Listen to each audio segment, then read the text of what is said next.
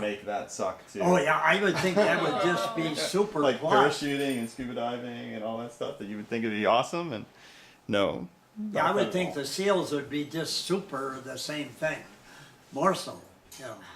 yeah, yes, But that 'cause time the you're buds are older though, definitely- I think it would be harder to do, but maybe not. Yeah. If the guys were older, like, or maybe some of the guys were younger too though, so. But, So Catherine was telling me that you keep up with, or you've kept up with a number of your Naval Academy buddies. In fact, some are in this area, or their widows are in this area.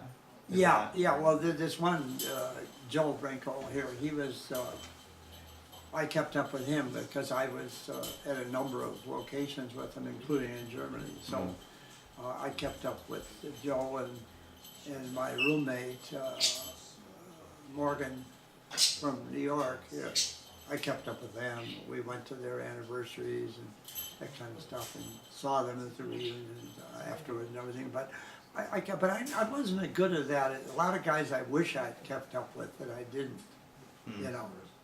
People that I met at the reunions, but I didn't, you know, Yeah, keep up stay in with them close as touch. much as I mainly I kept with people who had gone in the Air Force for the most part, you know. Because that's what you did after. But some of the Navy, particularly Navy flyers, I kept up with. Like I mentioned, Francis Xavier McCarthy. I was always intrigued by that name. And there's an interesting story of a Naval Academy thing. When we graduated, you got assigned your ships or where you were going to flight training or whatever you were going to do. And FX McCarthy came to me and said, "Ken, guess what happened? I'm assigned on a ship, a destroyer, with this one guy that we nicknamed Captain Hooey, because he always would know about any subject that you brought up and keep you speechless for an hour and a half."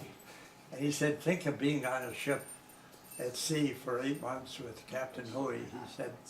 And so he shifted and went to Pensacola. He wasn't going to go in to fly, but he shifted because of the assignment they gave him, you know, and things like that. But no, I kept up with some of the guys, but not as many as I wish I had, actually. Yeah, I think everybody has that.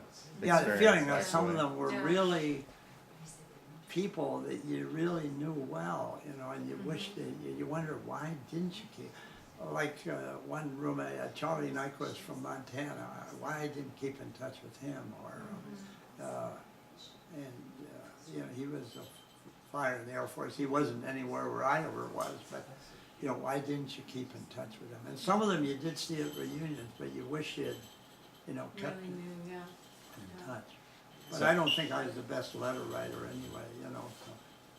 Now later in the age of emails, I probably would have done better, you know, but Right. didn't keep in touch with people. I think that's one of our sons does that very well, Kenny. Yes, My name's, he really is good at that, keeping in touch with people from college and all things he's run into people. I think that's a great thing to do. But the Brinkles used to, the ones in California, they visited us a couple times when they came to Chicago and came up to see us a number of times. So And the Garfalos, were they from the academy?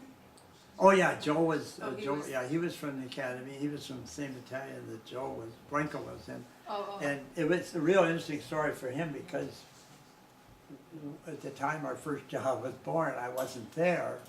I was down in Libya because we would go down there because the weather was so bad in Germany in the winter that, well, even in the summer for that matter, because she was born in August.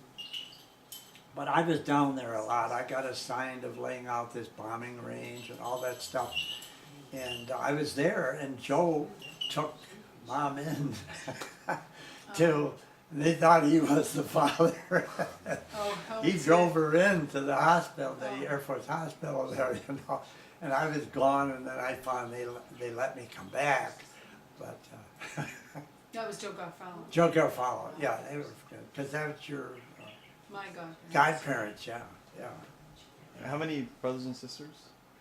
How many children did you have? 8, 2 girls, 6 I'm one of boys. 8. You're one of 8.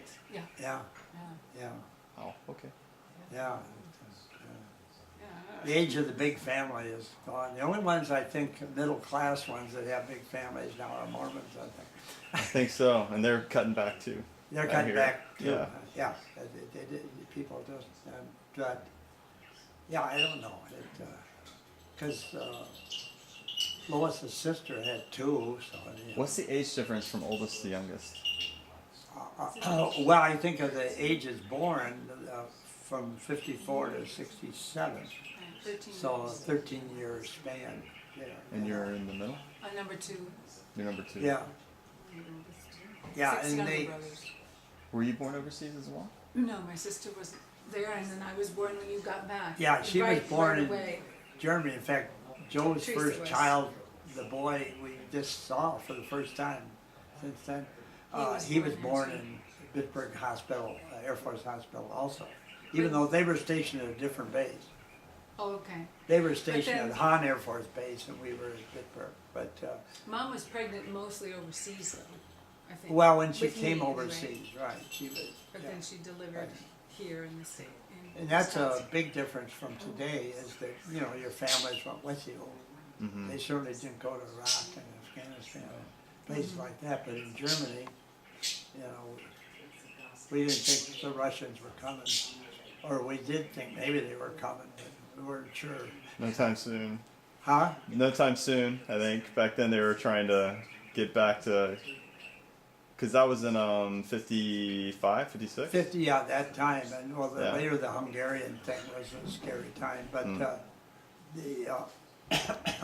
the roads going out of Bitburg, where we were west, were so bad that we thought, how would we get people out, you know, dependents and stuff like that, because the French and Germans never encouraged good roadways east and west for good reasons, you know, and so, but you know, as it turned out, we used to say when the balloon goes up, that was always the phrase. I don't know whether that carried over years. That did. The balloon goes up. They even say that